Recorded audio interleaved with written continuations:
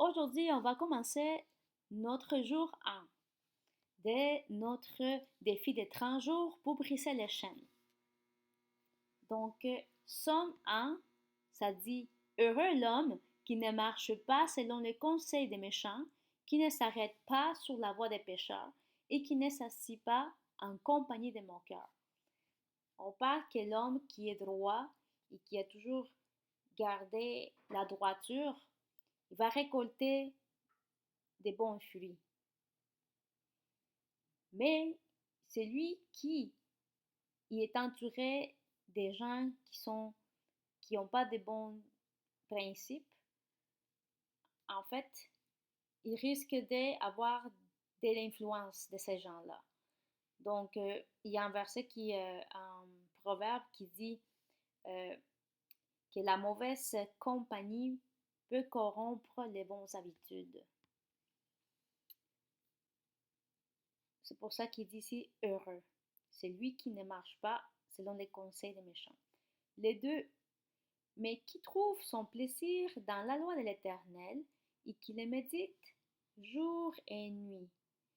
La personne qui médite jour et nuit, c'est une personne qui est disciplinée, qui a acquis la discipline spirituelle pour nourrir son âme avec la parole de Dieu. Donc, comme un aliment, il ne manque pas sa nourriture spirituelle. 3. Il est comme un arbre planté près d'un courant d'eau qui donne son fruit en sa saison et dont le feuillage ne se flétrit point. Tout ce qu'il fait lui réussit. On voit, on emploie ici une image en référence à la personne qui médite jour et nuit dans la parole de Dieu, sur la parole de Dieu. Un arbre. Donc, ça veut dire qu'il est quelqu'un qui est connecté à sa source, à la source de vie, et qui va avoir du discernement et du conseil de Dieu pour réussir en fait en tout ce qu'il fait, même lorsqu'il y aura une disette, lorsqu'il y aura une épreuve. C'est ça, lorsqu'une personne est connectée, c'est comme un arbre qui est planté près du courant d'eau, la source de vie. 4. Il n'en est pas ainsi des méchants. Ils sont comme la paille que le vent dissipe. Alors, les gens ici, ceux qui ont bâti leur vie en fait dans le vide, dans la vanité de ce monde, ne dureront pas. Donc, c'est pour ça qu'ils disent c'est comme la paille que le vent dissipe. Ils seront emportés, même leur nom ne restera pas. 5. C'est pourquoi les méchants ne résistent pas au jour du jugement, ni les pécheurs dans l'assemblée des justes. Ça veut dire qu'au jour mauvais, parce qu'il va y avoir un jour mauvais que chaque personne doit faire face, les méchants s'écroulera. Les méchants en général s'écrouleront. Et puis aussi, il parle de ceux qui pêchent contre leur chair parmi les justes. Donc, c'est important de faire attention à son cheminement. 6. Car l'Éternel connaît la voie des justes et la voie des pécheurs mène à la ruine.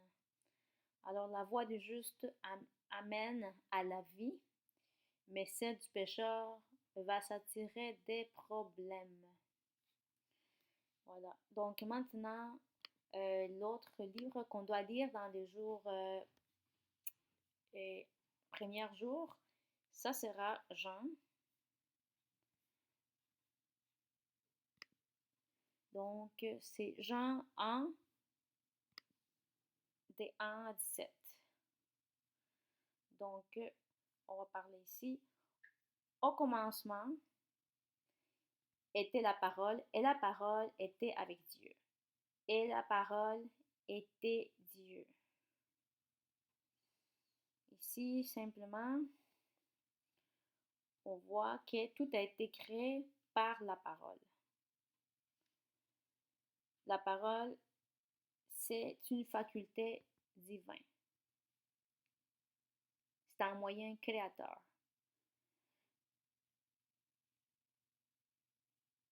Créatrice. Par elle, tout s'est créé. Deux, elle était au commencement avec Dieu. Ça veut dire que Dieu seul avait ses facultés divines. C'est juste Dieu qui pouvait déclarer des choses et les choses se manifestaient. Toutes ces choses ont été faites par elle et rien de ce qui a été fait n'a été fait sans elle. Ça veut dire que c'est par la parole, le pouvoir créateur de Dieu qui va se manifester. Et dans le 4, en elle était la vie, et la vie était la lumière des hommes. Donc, la parole donne vie et la lumière aux hommes. La lumière, lui, dans les ténèbres, et les ténèbres ne l'ont point reçue. Alors, la lumière, il va se différencier du ténèbre, mais elles n'appartiennent pas aux ténèbres. Il y a eu un homme envoyé de Dieu. Son nom était Jean.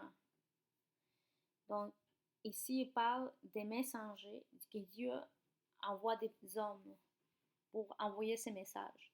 7. Elle vint pour servir de témoin, pour rendre témoignage à la lumière, afin que tous crussent par lui.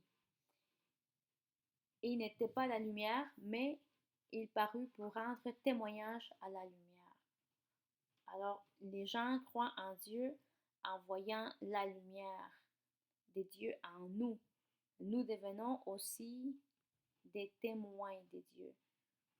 On est là sur la terre, on a été choisis pour témoigner la lumière de Dieu comme Jean le faisait. 8. Il n'était pas la lumière, mais il parut pour rendre témoignage à la lumière, ça je viens de dire. Cette lumière était la véritable lumière qui, en venant dans le monde, éclaire tout homme. On parle de Jésus.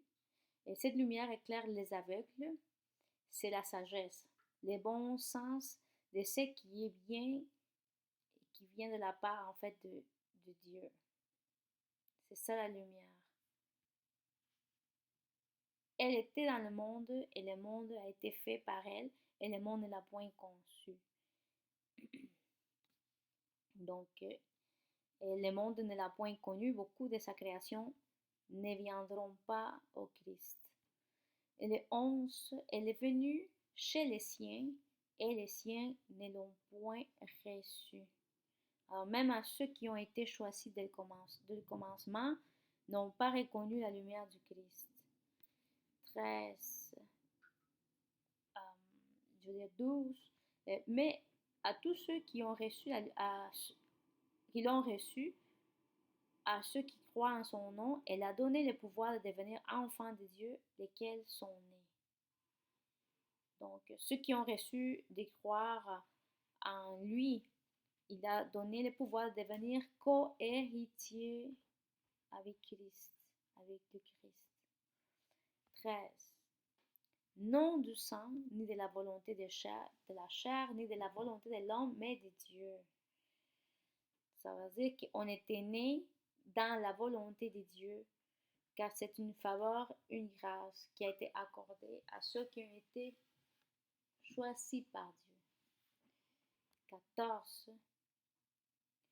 Et la parole a été faite chair. Elle a habité parmi nous, plein de grâce et de vérité. Et nous avons contemplé sa gloire, une gloire comme la gloire du Fils unique venu du Père. Ainsi la parole est venue entre les hommes pour habiter avec nous. C'est un résumé, c'est Jésus. C'est Dieu qui est devenu, il s'est fait homme pour être avec nous. 15. Jean lui a rendu témoignage et s'est écrié, c'est celui dont j'ai dit, celui qui vient après moi m'a précédé, car il était avant moi. Et nous avons tous reçu de sa plénitude et grâce pour grâce. Donc, 17. Car la loi a été donnée par Moïse, la grâce et la vérité sont venues par Jésus-Christ. Les énoncés des limites aux hommes est venu par Moïse, donc on avait des limites, des restrictions. Mais la repentance, la miséricorde, ça veut dire l'amour inconditionnel. Lui, ça, l'amour inconditionnel est venu par Jésus-Christ. Donc, personne n'a jamais vu Dieu, le Fils unique, qui est dans le sein du Père, et c'est lui qui l'a fait connaître. En fait, on était supposé aller jusqu'au 17 pour le jour 1. Et en fait, c'est le début, le commencement de la création, dès que ça a été fait par la parole des dieux. Et c'est tout est créé par la parole de Dieu. C'est un pouvoir divin qui nous a été accordé. Nous aussi, il y a des hommes, des messagers qui ont été envoyés pour nous annoncer sur la venue de Jésus. Et ceux qui ont été choisis, c'est pas par la volonté de la chair ni la volonté de l'homme, mais c'est en fait la volonté de Dieu que nous soyons sauvés et que nous reconnaissons le Seigneur Jésus comme notre Sauveur. Jésus, c'est Dieu lui-même qui s'est fait chair pour nous partager la repentance et la miséricorde.